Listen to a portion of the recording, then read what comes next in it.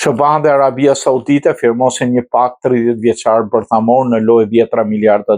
Presidenti amerikan Donald Trump ka miratuar një marrëveshje me Arabinë Saudite për një program bërthamor civil, i cili mund të hapë rrugën për pasurimin e uraniumit në mbretëri, raportoi Wall Street Journal, duke cituar burimin nga administrata amerikane. Marrëveshja ka një afat 30 vjetësh dhe vlerësohet në $10 miliarda.